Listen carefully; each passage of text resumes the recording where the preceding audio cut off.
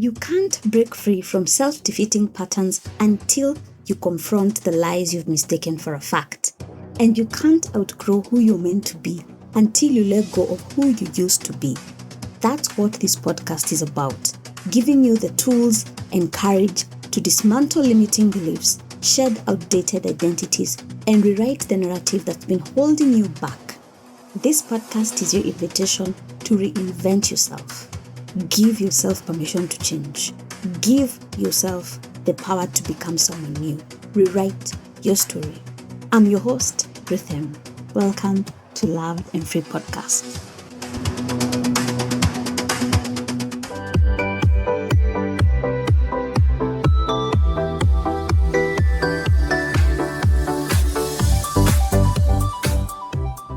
No matter how willing God is to save us, regardless of how many miracles He performs or how many signs we demand, the ultimate responsibility for belief and transformation rests squarely on our shoulders. God cannot exercise faith on your behalf. He cannot force you to receive salvation, even though the gift is freely offered. The change you desire cannot manifest unless you become an active participant in the process. Growth and success demand working out of the principles set. Whether in the realms of spiritual maturity, emotional healing, professional achievement, relational restoration, or the profound inner work of personal transformation, these achievements are not passive gifts that descend upon us like gentle rain while we remain idle and unchanged. Nor are they automatic outcomes of simply witnessing miracles, experiencing divine favor, or receiving promises, but rather they demand the active, intentional, and sustained working out of the principles that have been set before us, requiring us to engage our will, discipline our minds, confront our deeply ingrained fears and limiting beliefs, release the familiar chains of our past traumas and learned helplessness, and consistently choose to partner with the truth that has been revealed to us.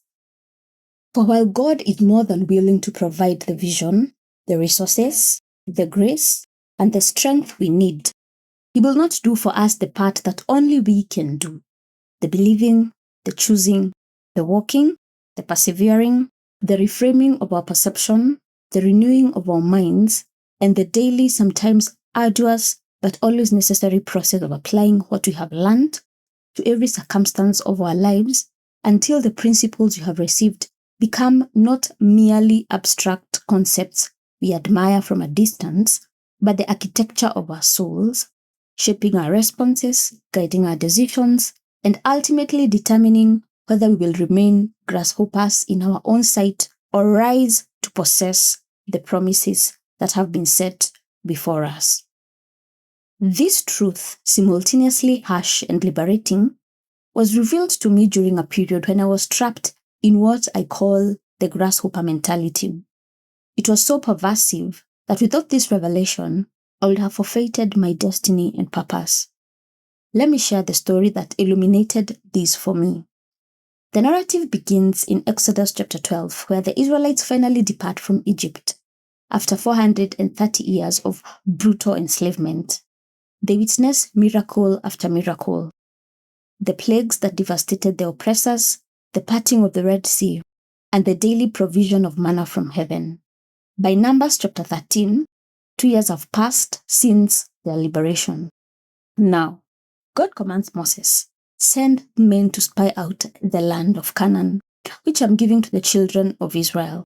Finally, after centuries of bondage and years of wandering, they stand at the precipice of the inheritance, the promised land. For those who may wonder, Canaan was not an empty territory awaiting occupation. It was already inhabited. Moses selected 12 leaders, one from each tribe, to conduct a reconnaissance. Their mission was twofold: confirm God's promise of a fertile, bountiful homeland. Secondly, to gather strategic intelligence about their inhabitants, their military fortification, and their land resources. They ventured into Canaan and returned 40 days later. Their report was unanimous regarding the land's abundance. It flowed with milk and honey. but they diverge dramatically in their interpretation of what they encountered. 10 spies delivered a devastating assessment. We are not able to go up against the people, for they are stronger than we. The land through which we have gone to spy it out is a land that devours its inhabitants, and all the people that we saw in it are of great height. And there we saw the Nephilim, that is, the sons of Enoch, who come from the Nephilim. And we seemed to ourselves like grasshoppers, and so we seemed to them. However, Joshua and Caleb countered. The land which we passed through to spy it out is an exceedingly good land. If the Lord delights in us, he will bring us into this land and give it to us, a land that flows with milk and honey. Only do not rebel against the Lord, and do not fear the people of the land, for they are bread for us. Their protection is removed from them, and the Lord is with us. Do not fear them. All the 12 spies observed the same reality: a fertile, abundant land, strong inhabitants dwelling in the fortified cities, and giants descendants of Anak, who are towering in stature.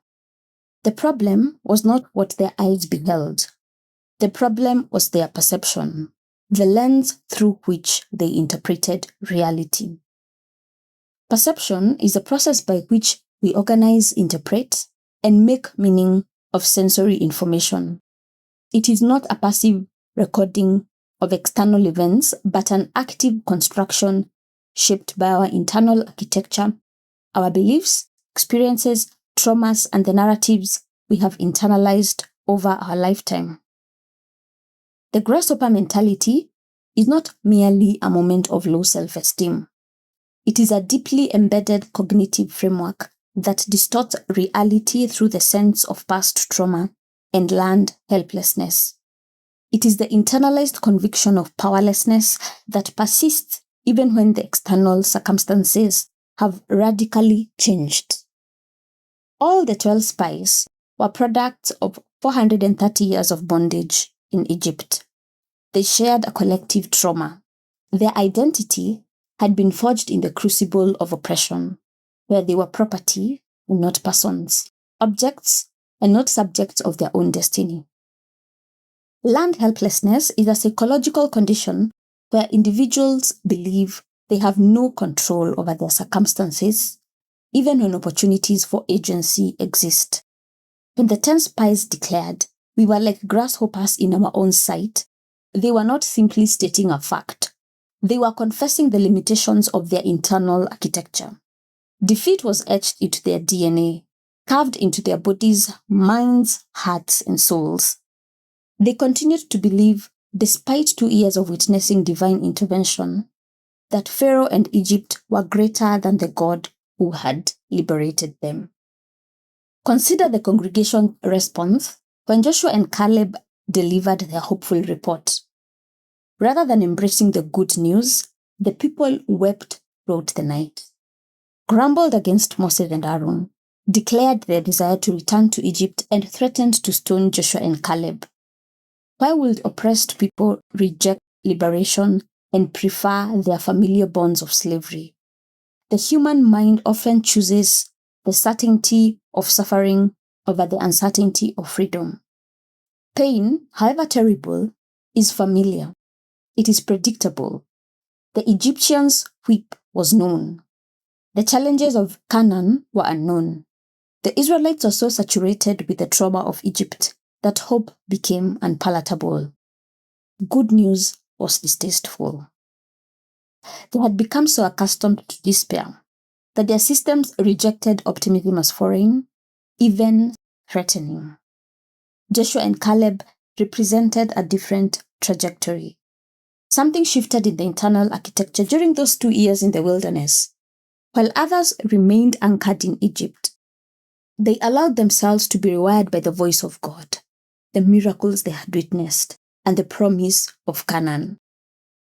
Cognitive reframing is the process of changing how we interpret and respond to situations.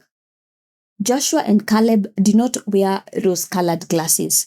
They did not deny the giants, or the fortified cities, but they had reframed their understanding. The 10 spies said, "We are like grasshoppers compared to them." Joshua and Caleb said, "They are bread for us," meaning easy to crush. The objective reality had not changed. The difference was internal. While the majority saw themselves through the lens of Egypt, Joshua and Caleb saw themselves through the lens of God's promise. Identity is not static. It is constantly constructed and reconstructed through the stories we tell ourselves and voices we allow to define us. For the 10 spies, their identity was shaped by trauma. Their internal narrative was, "We are slaves. We are small. We are powerless." Their God was Pharaoh. Their internal architecture answered to the old master. Their identity, victim. Joshua and Caleb's identity was shaped by promise. Their internal narrative was, "We are delivered. We are the children of the Most High. We are more than conquerors." Their God, Yahweh. Their internal architecture had been renovated. Their identity was victors. This is where the message becomes deeply personal and urgent. God cannot transform you without your cooperation. Transformation requires more than external sign. It demands internal consent. You must receive the new information being offered. You must release old patterns and beliefs. And you must embrace the process of rewiring. Joshua and Caleb did this. They allowed the truth of God's promise to dismantle the lies of Egypt. They partnered with the divine in their own liberation. Do not assume this narrative belongs only to a biblical history. It is happening now in your life, in your circumstances. How many of us continue to see ourselves as grasshoppers despite having been set free? How many of us allow the trauma of our past to define our future? Prefer the familiar chains of Egypt over the uncertain freedom of Canaan? Reject hope because it feels foreign? The lesson is clear. Your perception will either imprison you or liberate you. Your experiences, beliefs, and the stories you tell yourself will shape your reality. You can reinforce the trauma until you see yourself as a grasshopper, or you can allow God's truth to rewire your architecture until you see the giants as bread. And that is where your power lies, not in the rewriting of your past, but in the re-narrating of your present. The trauma is real, but it is not your final author. The pain has spoken, but it does not get the last word. You are the one who holds the pen, and every day you choose which story to ink into your soul. Will you continue to rehearse the old verdict, shrinking yourself down to fit a memory of defeat? Or will you dare to open the script to a higher truth, the one that names you whole, beloved, and more than a conqueror?